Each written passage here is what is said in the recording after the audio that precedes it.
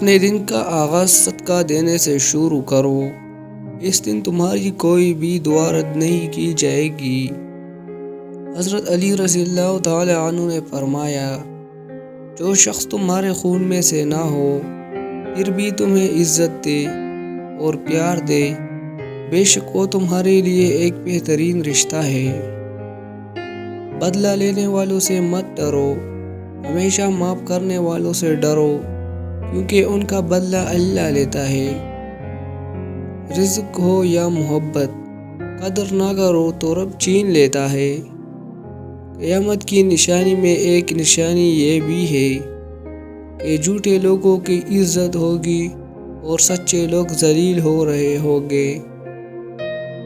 کسی سے محبت کرو تو اتنی شدت سے کرو کہ وہ اگر تمہیں چھوڑ بھی جائے تو کسی اور کا نہ ہو۔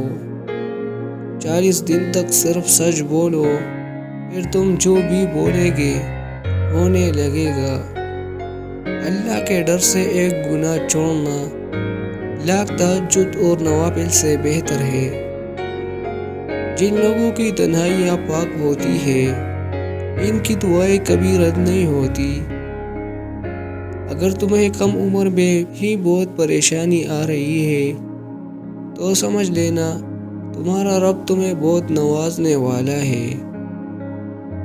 جو شخص بے بسی کے وقت 5 بار یا ربنا کہے، اللہ پاک اسے جو دعا مانگتا ہے وہ عطا کرتا ہے۔ جو محبت آپ کو اللہ سے نہیں جوڑتی وہ ایک دھوکہ فریب کے علاوہ کچھ نہیں۔ جب دل اداس ہو اور وجہ بھی سمجھ نہیں آ رہی ہو تو سورہ رحمان پڑھ لیا کرو، دل کو سکون آ جائے گا۔ انسان کی فطرت ہے کہ وہ کسی بھی چیز کی صرف 2 بار قدر کرتا ہے، ایک ملنے سے پہلے اور ایک کو دینے کے بعد۔ دوسروں کے دلوں کو کچل کر آگے بڑھنے والے لوگ آخرت میں بہت پیچھے کھڑے ہوں گے۔ اللہ کے لیے وقت نکالو اور وقت پر نماز ادا کرو، اللہ تمہاری زندگی سے برا وقت نکال دے گا۔